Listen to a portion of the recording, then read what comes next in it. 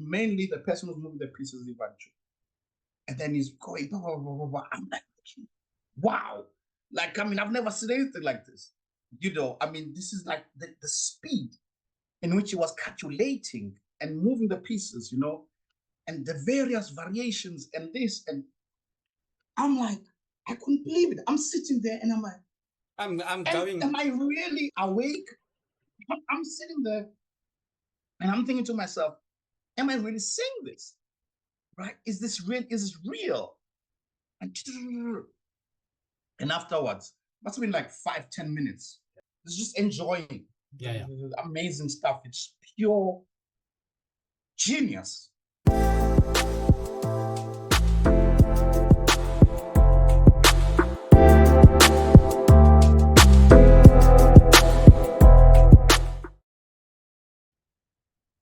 Chess, nonsense, and analysis.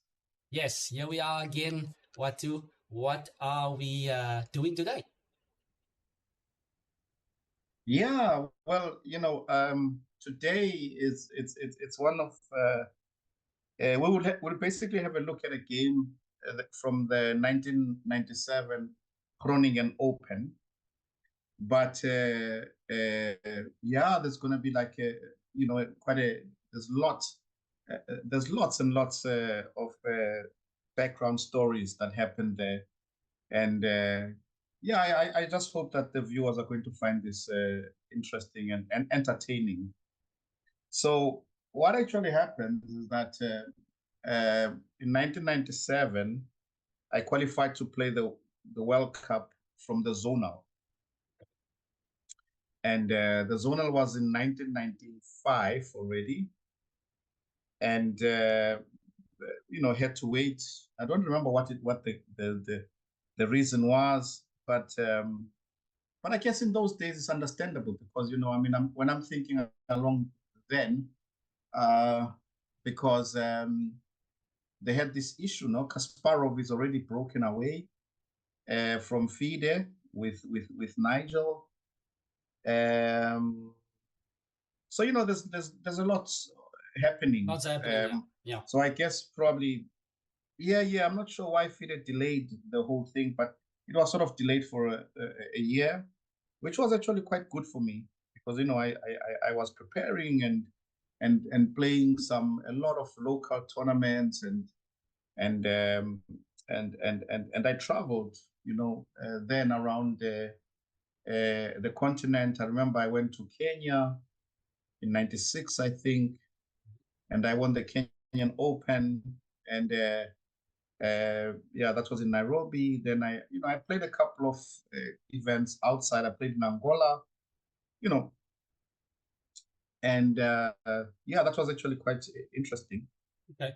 But then I went to Groningen, Holland, for this World Cup, and the first round I'm playing against Andrei Sokolov. Now, for the viewers today, Andrei Sokolov may not mean much, but this guy, he was at one stage he was number 3 in the world. Yeah. He won Linares. I mean, in those days, Linares was a huge tournament. And he won it ahead of Karpov and Kasparov. I think he beat Karpov on his way. He was a youngster, and he brushed through the kind of matches. This was before that, and he beat Yusupov, I think, on the way. He beat a couple of guys, then he beat Yusupov, and then he played against Karpov, I think, in the final or something like this. I need to double check, but I know that he had a big match against Karpov, and because he had beaten Karpov, I mean, Karpov writes about this in his book that he thinks that Sokolov having beaten him, this is not Ivan Sokolov, but Andrei, because Ivan is the one from former Yugoslavia, but we talk about Andrei Sokolov. Yeah. So, and Karpov writes there that he thinks that Andrei Sokolov having beaten him in Linares was actually not good for him psychologically, because he thought that the match would be easier than it should actually be. Okay. But I think Cup was a little bit out of shape or whatever. But then, when he was in shape, he just destroyed Sokolov. And then, psychologically just could not deal. And he subsequently dropped out of the top 10 and everything. But okay, here he's still a quite strong. He's still up there when I play him. I don't think he's number 3 anymore, but he's still very, very like over 2.6, I think, formidable. And I mean, it was a very difficult match for me. I mean, I played the first round. I had some idea, when I think about today, like, in terms of the computers, it's laughable. I was preparing, without computers then, like with the informant. And what I did, I checked some analysis by Timan on the open variation of the Rilo pairs. Yeah. And somewhere I discovered a mistake, in the analysis. And then I based the game in that, because I found an improvement over some analysis there. And then I played against the first round. I mean, first game, right? I played against Andrei Sokolov. So I was hoping that he would go into that analysis. It's like some strange hope. But anyway, I mean, he deviated at some point, and he crushed me. Okay. And interesting enough, though, later on in some subsequent chess informants, someone did mention it. Someone did write and said, and then showed that it's a mistake. Okay. But anyway, okay, I lost the first game. Then I go to the second game, and then the second game I had the white pieces. So I tried to make a fight out of it. And I remember it was a Sicilian Taimanov, something like this. But he used to play it was like a Taimanov, but he used to play very much the Scheveningen, system. And I played somewhere. I remember just knight D1, knight E3, setup as an idea. Yeah. And the game was interesting, but then it was a draw. Okay. Which was not a bad result. I mean, because I mean, I was fighting. I fought. It was a fighting draw. I was trying to find a way to beat him. Okay. It was a draw, and then so I'm out. So 1.5 half for the match. I'm out of the tournament. But a few days later, there's going to be an open in Groningen. So we've got the World Cup, and but after the I think when there's few players left in the World Cup, there's going to be the open. Okay. That's and nice. So many of some not many, but some of the players who were playing the World Cup, they stayed on and played in the open. Open was ridiculously strong. So now happens a very interesting. One of the most interesting things happens, So I'm staying I'm watching, and I remember that Groningen, I was just shocked by this talent of Anand. Anand was playing he actually won that tournament. That's the one he won, and then he had to play the final against Karpov, who was not playing in that tournament. Okay. They played then in Lausanne. It was like right. But anyway, I was just fascinated by Anand and how fast he was playing and accurately, and I remember because in 1996 I had gone to the Commonwealth in India, and just a side note on the Commonwealth in India, in those days, there's no internet and everything, so I went to this is another tournament now. In 96 I went to Calcutta. Okay, but there's a link to this story. And then in Calcutta, I played the first round. In the Commonwealth, I played the top seed, who was Grandmaster Tibiendu Barua. Very strong player. He was like over 2.6 and stuff. Okay. And so I managed to beat him, like an upset. First round, I managed to beat Wow. Barua in the first round. First 4 rounds, actually, I was doing very well. I mean, I think I beat him. I beat some number of strong players, like, Indian players, Savannah. And I think my run was stopped by Ramesh. He was an IM then, but of course later on became a GM. Yeah. But okay, it doesn't matter.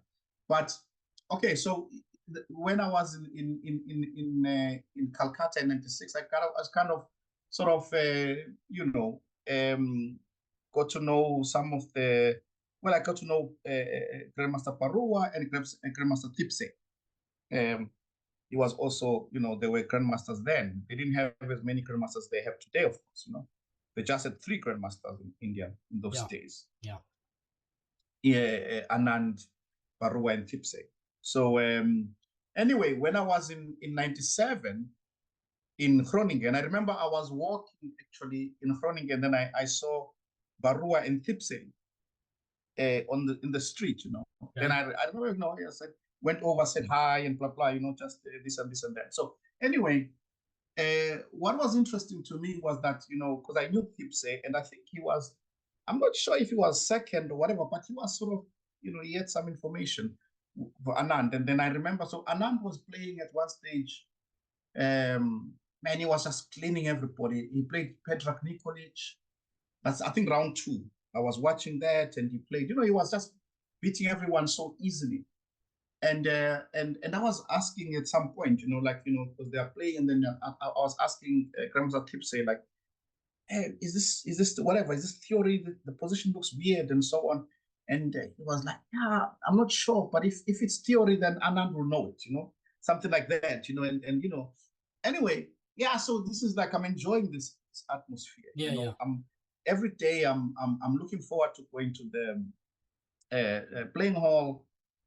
I'm watching these, these super players in the World Cup, and but I'm preparing, of course, as well. But I'm picking up some pointers, and I'm watching the analysis, and I'm waiting for the games to end. It's just brilliant for me. I'm waiting for the games to end. I'm going to the analysis room. I'm watching, I'm looking, I'm making mental notes. Because these guys are so advanced, with the analysis, you can pick up like so much information just by looking, at the very, very top players, analyzing, So that's what I'm doing. And so now something magical happens. Okay. So I'm at the hotel room, and so I think I don't remember where I was from, but I mean, so as I come into my room from outside, so going to my hotel room, I look and I see Grandmaster Ivanchuk standing like a few meters away. He's in another room, but he's outside his room and he's calculating something. Okay. He's obviously calculating. And I go into the room and I had plastic bags or something. I put them down, and so now I have a decision to make. Right? I mean, I'm analyzing this position in the Naidov, against the Naidov, some position. And I've been analyzing this for a long time. And I'm not finding the answer. There are no computers. Yeah. You have to analyze yourself. I'm not finding really the answer, and this and that. It's very messy. And I've been analyzing this for months, right? And making notes and whatever. So I say to myself, you know what? You only live once. I mean, I'm gonna go there and mainly what's bending me, I wanna go and ask Grandmaster Ivanchuk what he thinks about this position. Of course. I just want, I'd love to just ask him just to hear his view. Yeah. And of course, I'm nervous because I mean I'm gonna go disturb the guy. I don't know him. I'm gonna have to go hi, say hi, and it's a whole thing, and it's Yeah. But I felt, man, come on, life is for the living, I mean, what have I got to lose? If he's unhappy with me, asking him, he'll brush me away. Okay, I'll say sorry, I'll go, and haven't lost anything, right? Yeah, exactly. So I decided in that moment. So I'm having all these thoughts in this second, because I have to put the thing down, and I have to decide to close my door or to go out. So I decide to go out. So I go out, close my door, go over to him and I respectfully greet him and I say, Grandmaster Ivanchuk, there's this position. I would really love to have your opinion about it. And he says, "Oh, okay. Let me just go close my room and I'll just come back." Okay. I say, "Okay." So he walks a few meters, he closes his room, and then he comes back. So we're both standing on the hallway, the hotel. So I start rattling the moves to him, E4, C5, going. Yeah. But for me, because I'm analyzing the question every day and for so many, You are familiar. it's easy for me to visualize it, but Yeah, he's just picking it up. Just taking it in. Yeah. And then he says, so we reach the critical position. Then he says, and I'm happy that the first thing he mentioned, I had looked at, So he says, okay, what if, whatever, this and this and that. And then, so I had found something. I said, yeah, but the problem is then this, that, whatever, like what I'd then found. Then he stops. He says, no. So now he starts getting interested in the position. So he's going, in the, and then, but I'm telling you, that this is amazing. What shocked me. I've been working at this position for months, maybe a year. Okay. Right? And I've been asking different players, like how it goes, you ask different strong players, South African players and stuff, right? And I'm telling you, without exaggerating, in about a minute to 2 minutes, Ivanchuk had everything, the whole work that I had done in a year, he had it in 2 minutes. This is the incredible talent of this guy. I mean, he had like, he was like, I understand. Oh, I understand. Oh, okay, no, like that. Wow. Then all of a sudden, he just starts unraveling this position. It's like your eyes must just be getting bigger now. yeah, I'm just, I mean, this is like, when you just pressed stockfish type of thing, He's going and then he gets excited and he says, you know what? He says, we need a board. Okay. I say, okay, we need a board.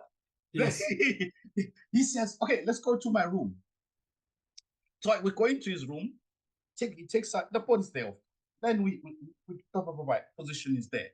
I'm not analyzing at this moment. You're just trying to soak in now.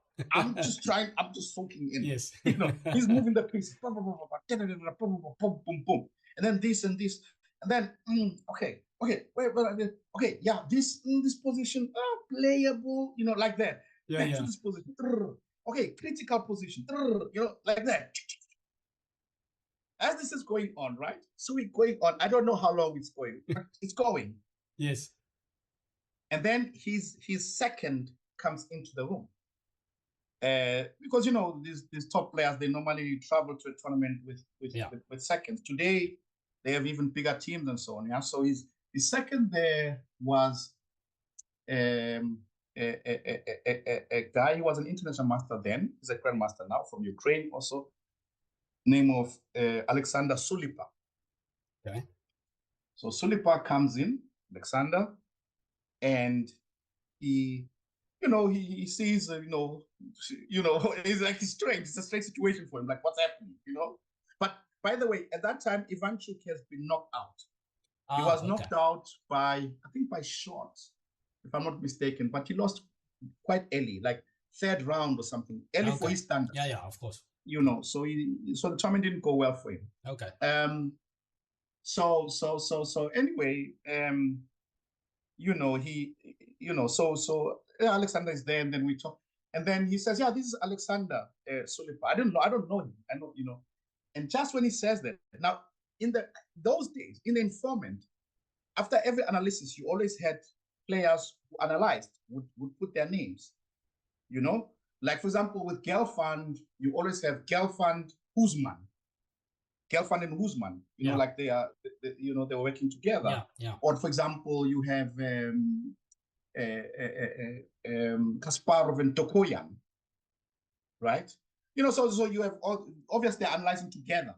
Yeah. And then they then send it to Chess Informant, yes. Those days. So I know the name Sulipa because every time you see Ivanchuk Sulipa, Yeah. So he says it's Alexander and then Sulipa. So my eyes go like this, because I'm like, got this admiration for this Sulipa guy, you know. Yes. But sometimes Sulipa analyzes Ivanchuk's games alone. Like, you know, Ivanchuk will play, and then you just see ridiculous amount of credible analysis and Sulipa alone. Because you see Ivanchuk, Sulipa when they're working together, but sometimes it's just Sulipa. Yeah. So, I mean, I'm like in awe of this guy, you know, as an analyst. Yes. So I say, oh, wow, you are Sulipa, you know, and I mentioned something, you know, and then just when I mentioned it, I just mentioned it, and then he looks at me and says, you know who I am, you know, like, because it's like I'm some abstract guy, you know, and all of a sudden, I know some of his analysis was surprised, you know. So anyway, with that and so on, like we strike some kind of a nice rapport. So after this analysis, Ivanchuk says, "Oh, we're going to grab lunch. You know, do you want to take along?" Who's gonna say no? Okay. I mean, how on earth am I going to say no? I mean, you know, Ivanchuk Sulipa. I mean, come on. Okay. You know what I mean? Come on, right? Chess players dream. I'm like, of course, you know. May I, you know, say, okay, they say come.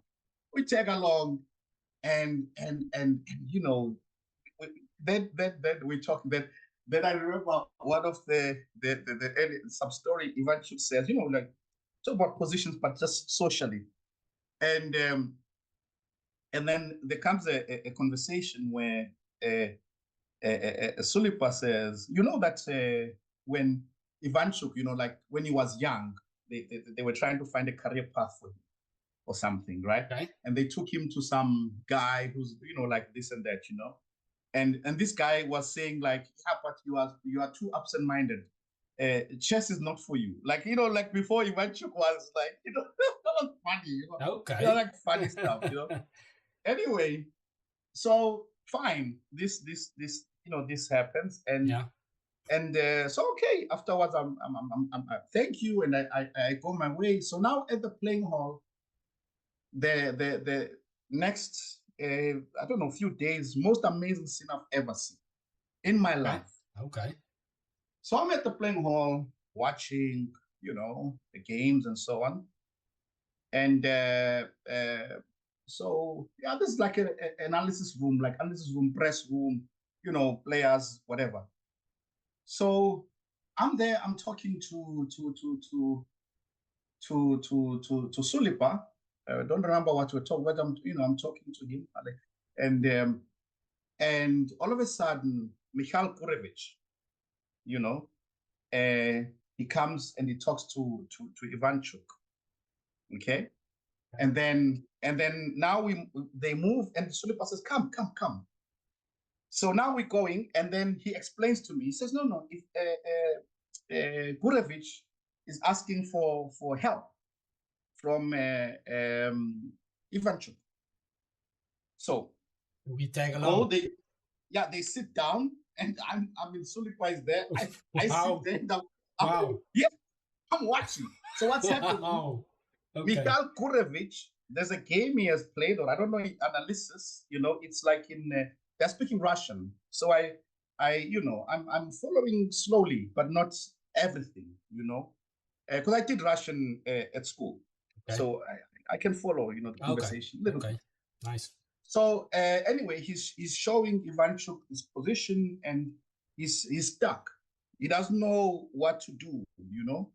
And Sulipa explains to me that he says, you know, Ivanchuk is the only guy in the whole wide world who can understand this position. Like it's like, you know. But what is Gurevich now still in the event? Is he still playing? And I was asking for advice. Or I don't remember. This is not related to the tournament. I don't remember if he's still playing, but he was playing. He was playing the event. I don't remember if he's knocked out or whatever. But I think probably that's a very good question. But I think for him to ask, he must be knocked out because, you know, the tension goes out. He must be, but he was playing, of course. But I guess he's not playing anymore. So he just, you know, some position. Okay. And so now this scene, it's just in my mind. So he puts the position, right? And then Ivanchuk, for a few moments, you know, he'll do that when he's focusing with his eyebrows. You know, he'll move Famous eyebrows like Chucky that. move. Yeah. Yeah. And he's just looking, understanding the position. He's soaking it in. This, that. And then after a few minutes, he just starts moving pieces. Okay. He's the only one who's moving pieces, right? Ivanchuk. I mean, this guy could have been like over 2'7". Yeah. Gurovich, yeah. Very, very strong player, yeah. And he's not. Ivanchuk is he's the only one who's moving pieces. Okay, he moves here, there, a little bit, but mainly the person who's moving the pieces is Ivanchuk. And then he's going, blah, blah, blah, blah, blah. I'm like, wow. Like, I mean, I've never seen anything like this. I mean, this is like the speed in which he was calculating and moving the pieces, and the various variations and this. And I'm like, I couldn't believe it. I'm sitting there and I'm like, I'm going. Am I really awake? Am I really seeing this? I was gonna say I'm going home tonight to go study harder now and can practice my calculation. Wow, okay, that sounds inspiring. Yeah, I'm sitting there and I'm thinking to myself, am I really seeing this? Right? Is this real? Is this real? And afterwards, must have been like 5-10 minutes. Okay. I don't know. I don't even know. Didn't matter. It's just enjoying. Yeah. Amazing stuff. It's pure genius. Just pure genius. I mean, really, right? And then what I remember afterwards, now the position has become clearer to Kurevich, not to me, because the pieces were moving like, to me, I'm just fascinated. Yeah. And I remember him say, he says, he stands up and he shakes Ivanchuk's hand, but with so grateful. But they're speaking Russian, and then he says spasiba, so spasiba is thank you. Yeah. In Russian, Yeah. He says spasiba, Vassily, spasiba, da, spasiba. And and I'm watching this, I'm like, wow, So anyway, I can't believe it. Anyway, okay, that's what I remember. Then I don't remember what happens afterwards. But then now comes the interesting part, is that now the Open starts. Okay, so the Groningen Open starts. Closer to the end of the World Cup, Yeah, but it's not at the end, but somewhere okay. It starts as well. Okay. All right, and now Sulipa is also playing. Alexander is also playing the Open. But of course, Ivanchuk, of course, he's not playing. I mean, of course not. And so then, I don't remember where we were meeting, like at breakfast or whatever. But at some point, like, if I was going to breakfast or whatever, I would see them. Then I could go and I was already in a situation where I could say, hi, may I sit? And there's no have a sit, Yeah. So anyway, so this continues, and what is now fascinating is that as I'm playing the tournament, basically, I'm even afraid to say it, but that's how basically it is. Ivanchuk is my second. Whoa. Unbeatable. Wow. Second like Vassily Ivanchuk. Unbeatable. So you are throwing ideas that way, getting ideas. Untouchable. Wow. Untouchable. So so he says, so he would say, okay, so who are you playing? And then so you ask Alexander, Sulipa, like, who are you playing? And I think he was playing Tsvitan, Oleg Tsvitan. Yep. Tsvitan. And he just, says some things, this, that. And I think he beat Tsvitan, Sulipa, in that round. But I was playing like Barua, the game that I'm going to show, And then he says, like, it gives me some important pointers, in the French. And then he says, you know what? You just go and study games by Shirov as well. Shirov plays this position very well. Okay. And says this, but he's given me some pointers. And it goes on like this. If I was to tell you the Groningen tournament, it's quite amazing. That boost that I got by, always having the ability to sort of, just get some little bit of advice in terms of what to play, what to do, just to show like, okay, I've prepared this and this and that, and just have like, Ivanchuk just say something to that, right? Phew. I played out of my skin. Oh. That tournament, I mean, it was really, really a strong tournament, but I got a prize in that tournament. I got Okay. money. Yeah, Nice. I was with a group of players. There was a group, I don't remember who won or if it was shared, but there were a group of players on second, and there was a group of players on third, and I was right in there. Wow. I was Okay. in the group of players with third. In Oh wow. third, I got a prize. Where was Saliba? He was also somewhere there. I mean, I think same points or higher, but he Okay, was also okay. there. Okay. I think he made a GM nom. I think he made a Okay. GM nom in that tournament. Okay. But I mean, I think I lost to, if I remember well, I lost one game that I remember. I lost to Shulskis, a Yeah. GM from Lithuania, Yeah. but I played Baro, I drew, I played with Wang, GM from China. Then a drew long game. I beat a bunch of guys over 2-5. I remember I was playing. I was in some unbelievable thing. I was playing Bosch. Bosch. Not the IM, not the GM from Germany. There's an IM from Holland called Bosch. Bosch. Okay. But anyway, this guy is a theoretician. He used to write for New in Chess, Okay. variations and this and that, right? And he played the accelerated fianchetto. And I remember this time it was Sulipa preparing me. I was like talking to, and he said, look, Bosch plays this. And then I remember this. And Sulipa said, look, this will suit your style. He said, what will suit your style? You must do this, that. Go look at this variation, that. Then he explained it to me. Nice. Yeah. I went and looked at it, and I saw, oh, okay, this suits my style. I get active play, I get this and that and that and this, Nice. And yeah. So I mean, I was beating guys with 2-5 and so on, Wow. So beautiful tournament, and I got a prize, and so all right. So now I mean, then after the tournament is done, so yeah, I think we had like, oh man, in Groningen you were playing actually, I think through Christmas. You play on the 25th, 20th of December. You play on the 25th, Okay. 26th, 27th, 28th, like that. Through Christmas you're Okay. playing, and then okay, so then we done. This is like a funny one. I will never forget. So now we go to with Vassily Ivanchuk. We go to a disco. Okay. Oh, okay. Yeah. Just now, But this after or during?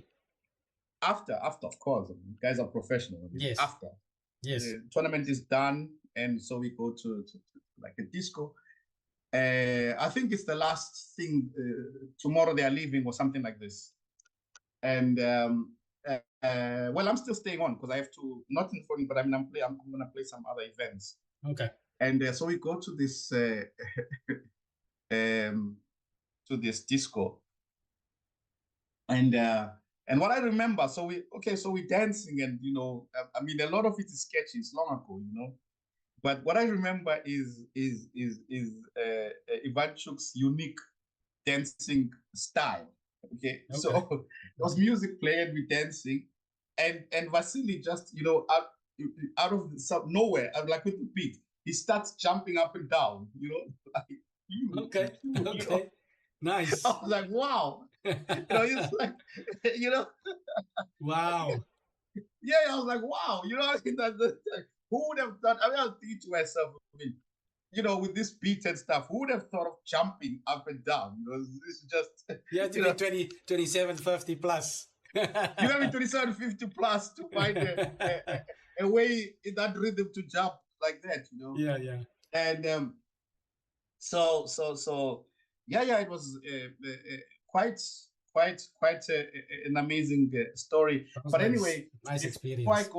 before we go into the game, I'll show you. So this is 1997, and so I play a couple of tournaments, and then I get back to South Africa, and so I tell Mark, Mark Rubry, and some of the guys, I mean, about like many stories, and I tell them about this. Yeah. I mean, wow. I mean, this is like it's right. It's like a chess player's dream, right? Of course. Yeah. It's a chess player's dream. I mean, for a while, I can't even believe that it happened. Incredible chess players dream this, right? Amazing. Yeah. I mean, you can't write it better. So anyway, we are now in 1998 in Elista. So the Olympiad is in Elista, right? And we're there, and okay, so this is the starting. We have to get our credit. In the Olympiads, you have to get your cards and all this and this and that. Yeah. So as we're there, then there's Vassily Ivanchuk. I mean, in the tournament, this guy. I mean, this was like before cell phones and everything. I mean, he even asked for my number. I mean, like at home, like he even wrote down my number somewhere, and this and that. Like we're good friends. Yeah. So now in Elista in 98, so I see him. And so I go over to him just to say hi. How are you doing? Yeah. And I don't know what he's doing. He's analyzing whatever, but the guy just like, he just says, hi, like, just, I mean, almost hardly recognizes me, type of thing. And I'm like, okay, well, that's what you get when you're dealing with a genius. I mean, Yeah. Okay. And, wow. But anyway, I was relating the story to Suat Atalik, grandmaster from Turkish grandmaster. Turkey, yeah, Turkey. Yeah. Years later, I played one tournament in San Francisco, and I was relating the story, to him, and he said, yeah, but I mean, this is it's sort of. But he said he had something similar because he was talking to Ivanchuk, and Ivanchuk was learning the language, like the Turkish language, and he had interest for some moment. He had like incredible interest in the language, and he was telling him, he was asking him, old language, this language, and asking about this and that, So he also struck with a rapport with him. And then he also says, but then a few months later, he meets him somewhere, and the guy is moved from that. He's moved on, and So yeah. But that was like quite fantastic how I managed to play like one of my best tournaments, and I have Vassily Ivanchuk as a second. Wow. I think I should definitely go back into time there and see if I can catch those games. Watu sounds like something. You know what? The thing is that in those days, it wasn't like today. So many of the games have been lost. And I lost many of the games because I used to have them in old computers. You have a thing without backup, and you lose the computer crashes, or you lose the computer, whatever, you lose this game. If you go on, I was checking on the database. I think in the whole Groningen tournament with 9 rounds, okay, the World Cup is there. Yeah. My match against Anders Sokolov is there, but the whole tournament, I think it's just 2 or 3 games that are there. Okay. But I mean, in this tournament, I made a jump, like to show you, how strong I played. I think my rating was 22. I was around 2200, 2290, something like this. But I went to 24. I gained more than 100 points. Wow! And this is without like 40K factor, just normal. I mean, just played a very very strong event. So, but anyway, let's jump into this game against Parua. Okay, I just have one question just before we start, Watu. Sure. About this amazing story now. You mentioned that you bounced those ideas. I don't know what variation. You mentioned Sicilian with Ivanchuk initially. My question, I'm curious, Did you ever get to use those ideas that that Ivanchuk gave you about that specific critical variation that you initially asked him about? Yeah. No, unfortunately, I never got it on the board. Never ever since that time. What, did you drop No. the line or something? What happened? No. I mean, with computers, there was something wrong somewhere earlier, Okay. whatever. I mean, Okay. I dropped the game. But something interesting, another story, which I'll put in. It's funny as well. Yeah. So this is now Olympiad, 1996. 1996 Olympiad in Yerevan. Yes. So we're playing this Olympiad in Yerevan, and in the team was George Michalakis, myself, I think Mark Levitt, David there. I don't remember, but I remember that George was there, and I remember that Mark Levitt was there, because I remember because we played the first round Israel, and Mark Levitt drew against Sakis in the first round. So but anyway, George had befriended Alexei Shirov, because I don't know, George had played some tournament somewhere in South America or something, and then but on the same flight to somewhere, he was on the same flight with Alexei Shirov, and he just so happened to sit next to him, and they struck a rapport, and he was friends with Shirov. So anyway, in 1996, in Yerevan, we would sit outside and analyze, as a team, and we'd get something like to drink, and we're outside, but anyway, Shirov came because he knew George, and he sat with us at the table, right? So we were South Africans, and we were talking nonsense as usual, right? And then I had a novelty in some Rai Lopez Open variation. Okay, it was the line that Kasparov had played Anand. He played 95. Yeah. And but I had some novelty.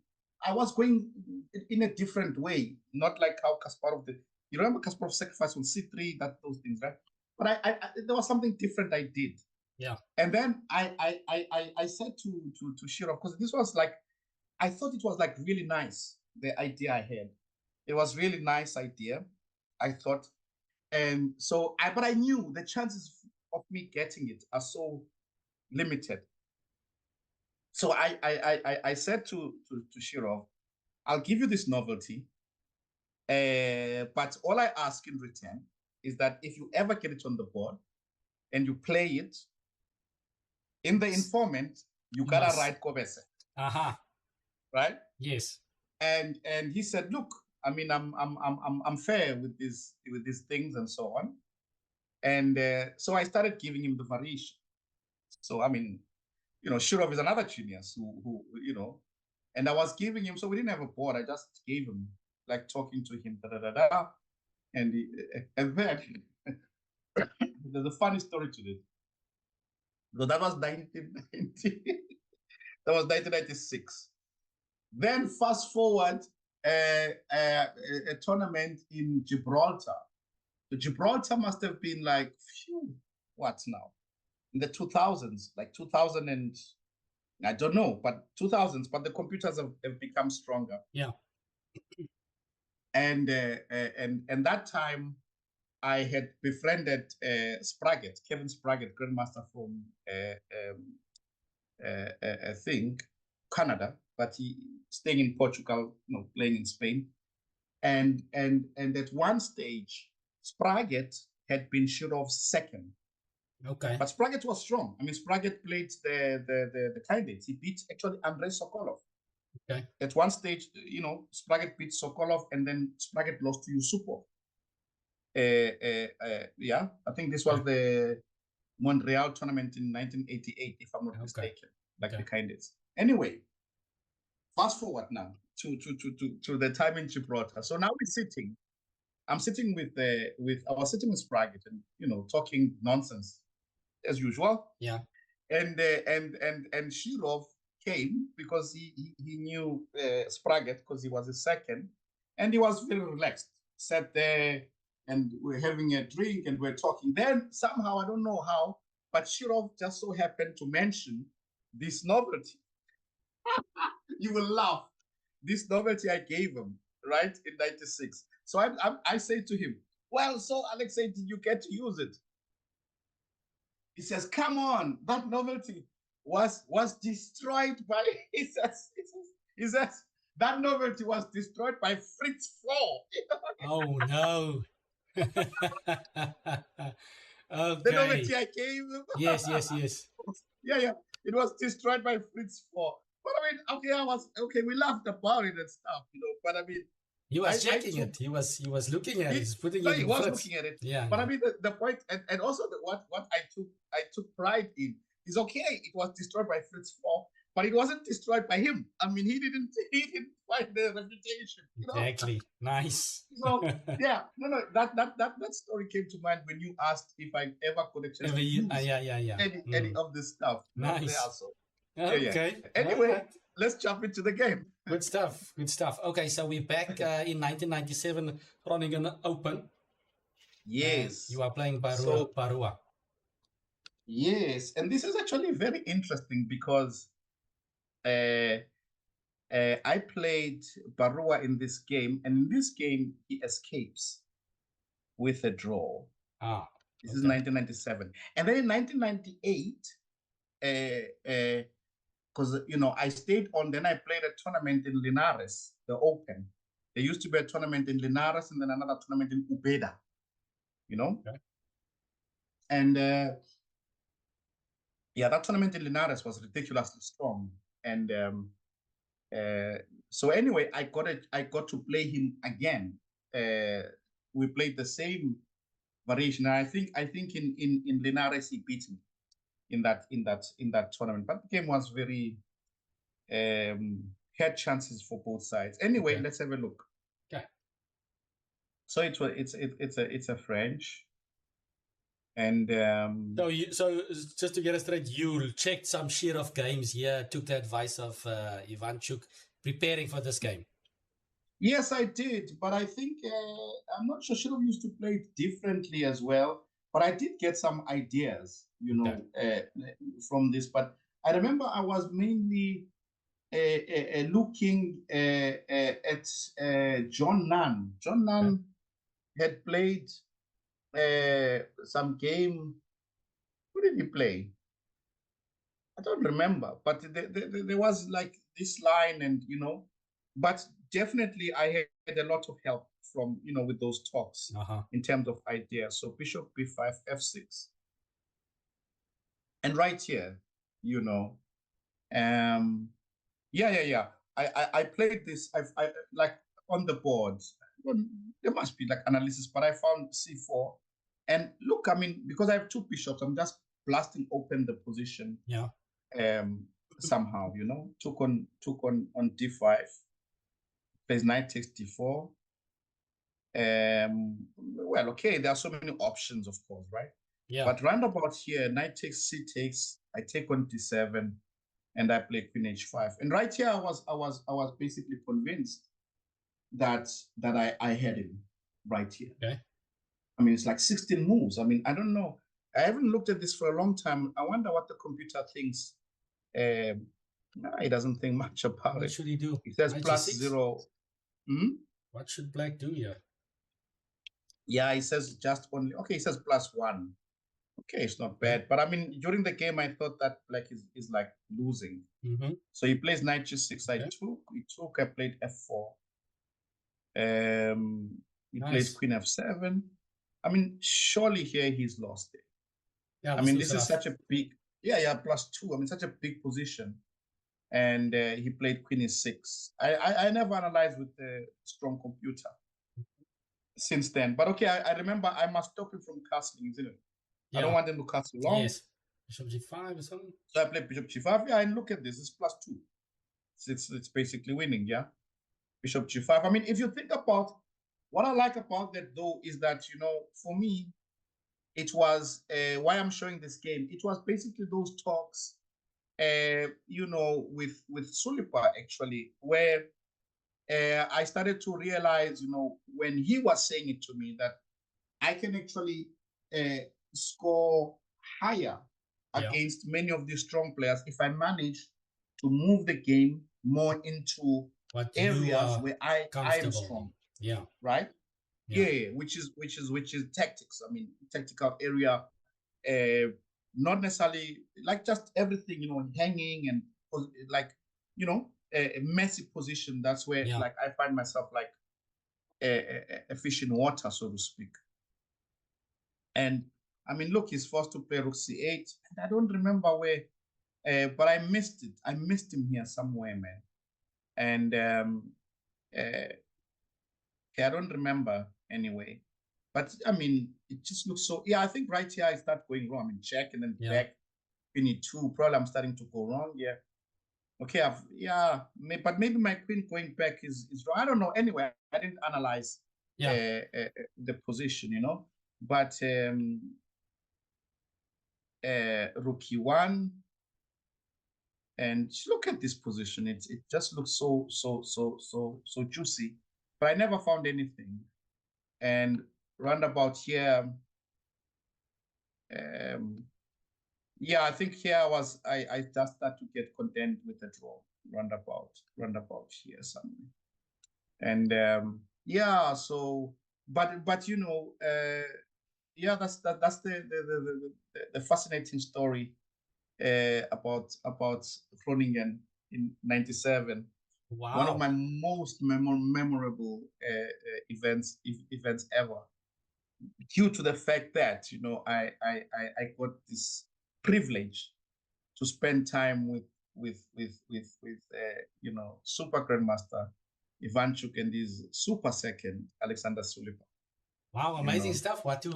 This is a really nice stuff to hear and see, and I certainly hope the youngsters out there in South Africa is definitely going to be watching this and paying attention and just soaking up what you've shared with us.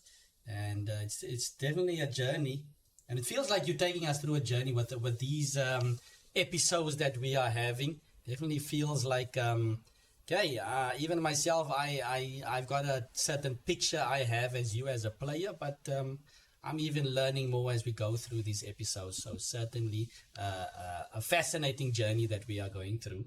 So yeah, I think is that enough nonsense from us for today? I think it's enough nonsense for today. So yeah, guys, if you've liked what you've seen, don't hesitate to smash that subscribe button, and we will see you for the next one soon. Cheers.